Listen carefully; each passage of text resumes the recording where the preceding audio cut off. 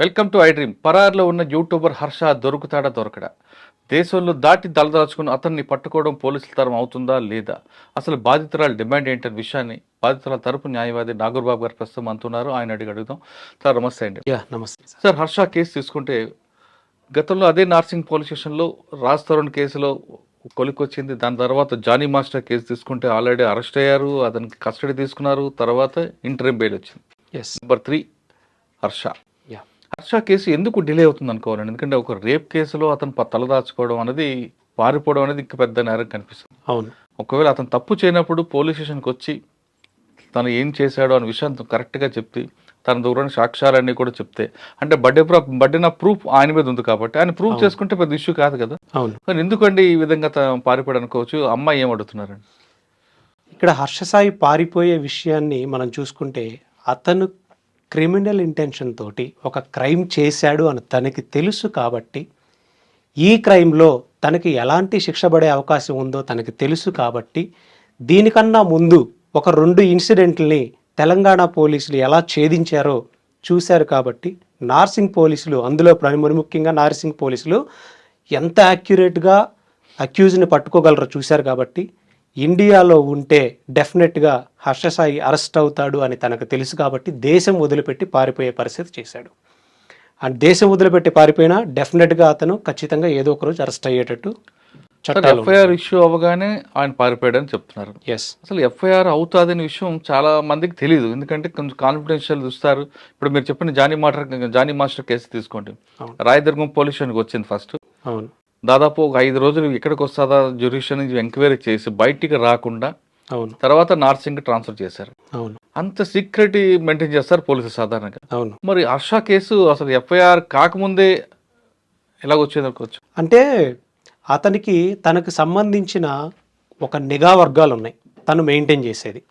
ఎలా మెయింటైన్ చేస్తాడంటే, తను ఈ క్రైమ్కి ఆల్రెడీ కమిట్ అయ్యి ఉన్నారు కాబట్టి బాధితురాలు యాక్టివిటీస్ని మానిటరింగ్ చేయటం తను ఒక పనిగా పెట్టుకున్నాడు. ఎక్కడికి వెళ్తుంది, ఏ స్టేషన్కి వెళ్తుంది, లేకపోతే తన డైలీ యాక్టివిటీస్ ఏంటి అని ఒక నిఘా పెట్టుకున్నాడు. బాధితురాలు ఎప్పుడైతే మన రాయదుర్గం పోలీస్ స్టేషన్కి వెళ్ళిందో, వెళ్ళిన ఇమీడియట్గా మా ముందే మీడియా సంస్థలు ఫోన్ చేసినాయి, పలానా విషయంలో హర్ష సాయి మీద కేసు ఫైల్ చేయడానికి ఎవరైనా వచ్చారా అని. సిఐ గారి దగ్గర మేము కూర్చున్నప్పుడే పాపం సిఐ గారు అప్పుడే చెప్పారు, అప్పుడే మీడియా వాళ్ళకి ఎలా తెలిసిపోయింది అని. తర్వాత ఎప్పుడైతే వెళ్ళి నార్సింగ్లో రిజిస్టర్ అయిన వెంటనే ఒక దుష్ప్రచారం చేయడం మొదలుపెట్టాడు. కేసు కంప్లైంట్లో ఉందేంటో ఎవరికీ తెలియదు, మేము ఎఫ్ఐఆర్ కాపీ ఎక్కడ బయట పెట్టలేదు, 2 కోట్లు మోసం చేసిందంటూ యువత ఫిర్యాదు అనే ఫేక్ ప్రచారం చేయించడం మొదలుపెట్టాడు. మీరు జానీ మాస్టర్ గారిని చూసుకున్నా, లేకపోతే రాజ్ తరుణ్ తీసుకున్నా, వాళ్ళు సెలబ్రిటీసే, కానీ వాళ్ళు ఒక క్రైమ్ని ఆర్గనైజర్గా ఎలా చేయాలి అనేటువంటి ప్రీ ప్లాన్డ్ ఉన్న వ్యక్తులు కాదు వాళ్ళు. కానీ హర్ష సాయి అనే వ్యక్తి ఇల్లీగల్ బెట్టింగ్ యాప్స్ ద్వారా మనీ లాండరింగ్ నేరాలు ఎలా చేయాలి అని క్లియర్ కట్గా తెలిసిన వ్యక్తి. ఏ కాల్ అయినా వాట్సాప్లోనే మాట్లాడాలి అని తెలిసిన వ్యక్తి. సో తనకి ఒక ఆర్గనైజర్గా క్రైమ్ ఎలా చేయాలో అతనికి తెలుసు కాబట్టి ఈ క్రైమ్లో అతను ఇరుక్కుంటే ఫస్ట్ ఇండియాలో ఎక్కడున్నా అరెస్ట్ చేస్తారు అనే భయం ఉంది కాబట్టే తను క్రైమ్ కమిట్ అయ్యాడు, కాబట్టే తను దేశం వదిలిపెట్టి ఈరోజు పారిపోయే పరిస్థితి వచ్చింది. ఓకే, దేశం వదిలి పారిపోయినా ఇవాళ కాదు రేపైనా అరెస్ట్ అవ్వాల్సిందే కదా.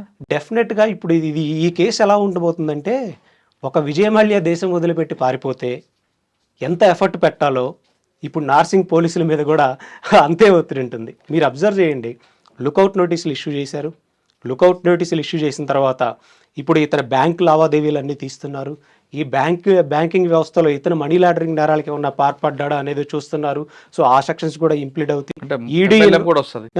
ఈడీ ఇన్వాల్వ్ అయ్యే అవకాశాలు ఉన్నాయి దీనిలో. అండ్ అతని బ్యాంకుని, అంటే ఆర్థికంగా అతన్ని ఎలా ఫ్రీజ్ చేయాలో చేస్తారు.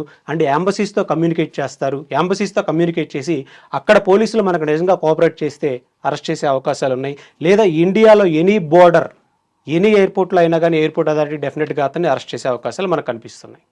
సార్, మీరు కంప్లైంట్లో హర్షకి అమ్మాయికి మధ్యలో జరిగిన ఇష్యూ గురించి రాశారు. ఎస్.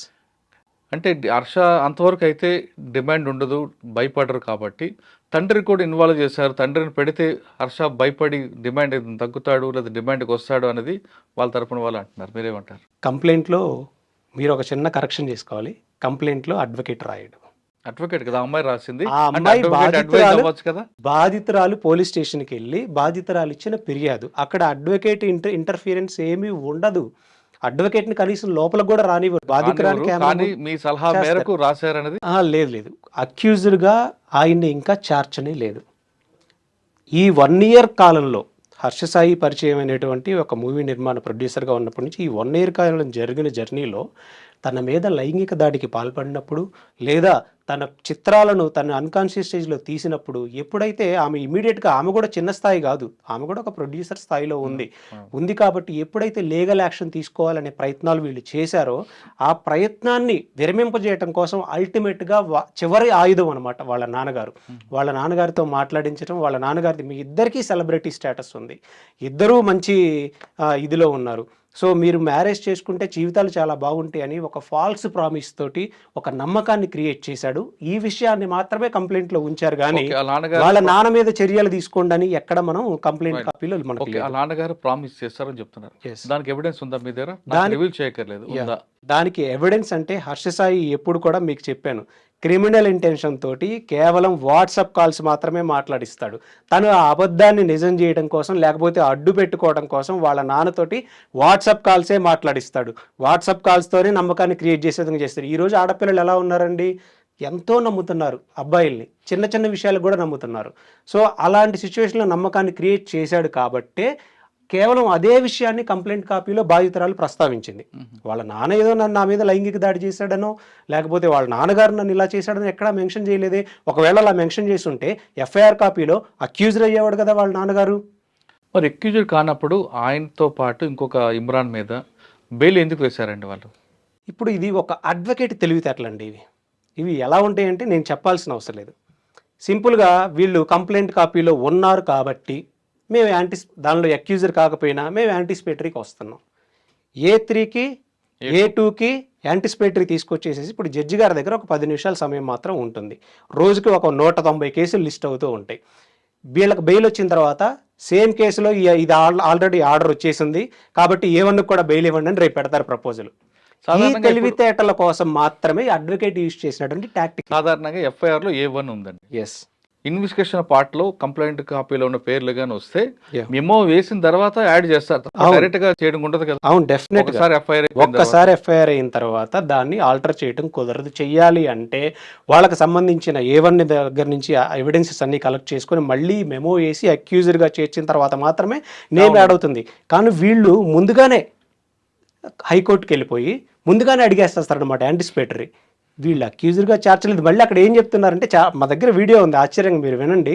మమ్మల్ని పదే రమ్మని, మేము శ్రీకాకుళంలో ఉంటాం, రమ్మని పిలుస్తున్నారు, మమ్మల్ని ఇబ్బందులు గురి చేస్తున్నారు పోలీసులు, కనీసం వాళ్ళు ఒక్క ఫోన్ కాల్ కూడా చేయలేదు ఈ రోజు వరకు రమ్మని పిలిచేస్తున్నారు. ఈ అమ్మాయి ప్రపోజల్ పెట్టింది వాళ్ళ నాన్నగారి దగ్గర, వీళ్ళు అసలు దీనికి సంబంధం లేదు యాంటిసిపేట్ అంటే జడ్జి గారు ఒకటే అన్నారండి క్లియర్గా, అసలు అక్యూజర్ కానప్పుడు మీరు యాంటిసిపేటరీకి ఎందుకు వచ్చారు? మిమ్మల్ని ఒకవేళ పోలీసులు పిలిస్తే ఏదైనా విట్నెస్ కోసం ఏమన్నా రమ్మంటున్నారేమో, వెళ్ళండి, తప్పేముంది. లేదు, వాళ్ళని అక్యూజర్గా చేరిస్తే మెమో వేసి అప్పుడు రండి యాంటిసిపేటరీకి అని చెప్పింది. లిబర్టీ అప్పుడు ఉంటుంది అని చెప్పారు చాలా చక్కగా. సో కోర్టుని తప్పుదోవ పట్టించడం అంత సామాన్యమైన పని కాదు. ఈ అడ్వకేట్లు అంటే జనరల్గా ప్రాక్టీస్లో ఆ వాడే అంటే తెలివితేటలు అనమాట. A2కి A3కి లేకపోయినా తీసుకొచ్చినా కానీ మీరు అడ్వకేట్ ఎవరైనా చేస్తారు సార్. ఇప్పుడు ఎవరి క్లయింట్కి వాళ్ళు న్యాయం చేయాలనే ఉద్దేశంతో చేస్తారు ఇక్కడ. సో వాళ్ళు ఏమనుకున్నారు, కోర్టును తప్పుదోవ పట్టించి ఇలా మనం యాంటిసిపేటరీ వేసి దానిలో ఏదో మనం యాంటిసిపేటరీ తీసుకొచ్చామని, మళ్ళీ వీళ్ళిద్దరికీ వచ్చింది కాబట్టి A1 కూడా ఇవ్వండి ఇలా చేసే ప్రయత్నం మాత్రమే ఇది. ఓకే, హర్షసాయికి ముందస్తు బెయిల్ వస్తుందా రాదా?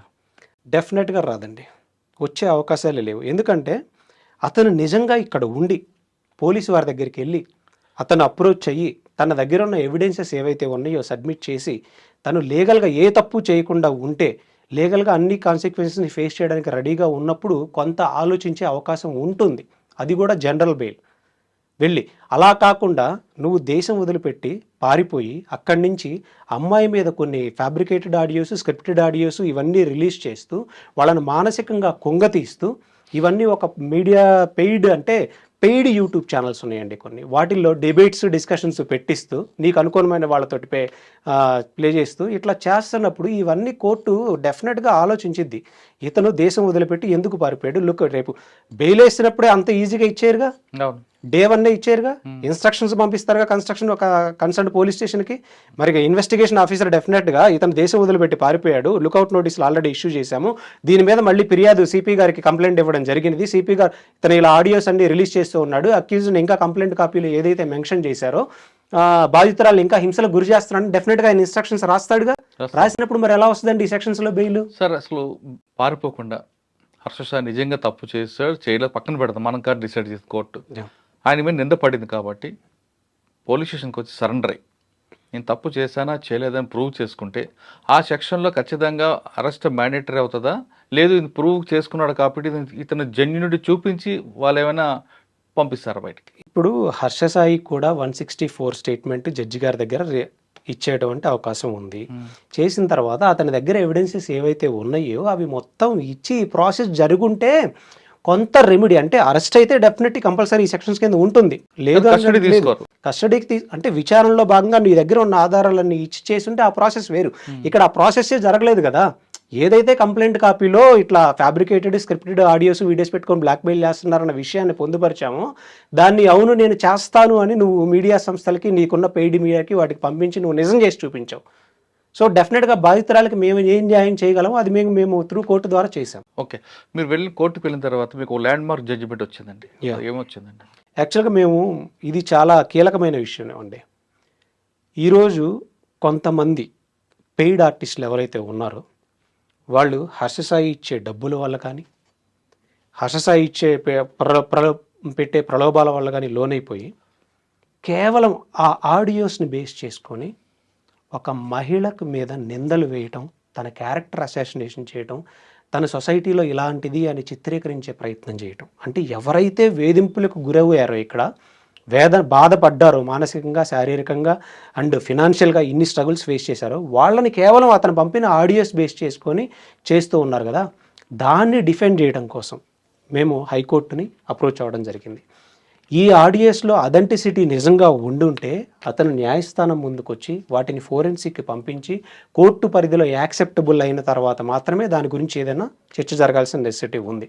కానీ కంప్లైంట్లో ఏముందో తెలియదు, కంప్లైంట్ కాపీలో బాధితురాలకు జరిగిన అన్యాయం ఏంటో తెలియదు, కానీ ఈ ఆడియోస్ను పట్టుకొని ఆడపిల్లల జీవితాలను రోడ్డు మీదకి లాగేసేస్తారా? కానీ కొంతమంది అంటే కొన్ని ఛానల్స్లో బాధితురాలు పేరు అన్ని కూడా వాళ్ళు రివీల్ చేశారు కదా, వాటి మీద మీరు వేశారు? డెఫినెట్గా అది కూడా మేము హైకోర్టులో మేము రిట్ పిటిషన్ వేయడం జరిగింది. Writ of mandamus first CP గారికి కంప్లైంట్ ఇచ్చారు, దాని మీద వాళ్ళు యాక్షన్ తీసుకుంటున్న సమయంలోనే కొన్ని ఛానల్స్లో మేము చూసామంటే ఇది ఒక వ్యవస్థీకృతంగా దాడి జరుగుతుంది. ఈ దాడిని ఆపాలంటే మాకున్న అల్టిమేట్ ఆయుధం మా క్లయింట్కి న్యాయం చేయడం కోసం మేము హైకోర్టును ఆశ్రయించడం జరిగింది. ఇతను ఎలా కాంటాక్ట్ అవుతున్నాడు అనేది కూడా మేము ఎస్టాబ్లిష్ చేయగలిగాం. ఇతనికి ఉన్నటువంటి ఇన్స్టాగ్రామ్ అకౌంట్ ద్వారా వైఫై ఆన్ చేసుకొని కాంటాక్ట్ అవుతూ ఉన్నాడు, ఇతనికి ఉన్నటువంటి వాట్సాప్ యూజ్ చేస్తూ ఉన్నాడు, ఇతనికి ఉన్నటువంటి సోషల్ మీడియా ఫేక్ అంటే పేజెస్ని కానీ వీటిని కానీ యూజ్ చేస్తూ ఉన్నాడు. వీటన్నిటిని మేము మెన్షన్ చేసి ఈ ఆడియోస్ ఎవరైతే రిలీజ్ చేశారో ఈ ఆడియోస్ మీద ఎవరైతే డిబేట్స్ పెట్టారో థ్యాంక్ యూ సో మచ్.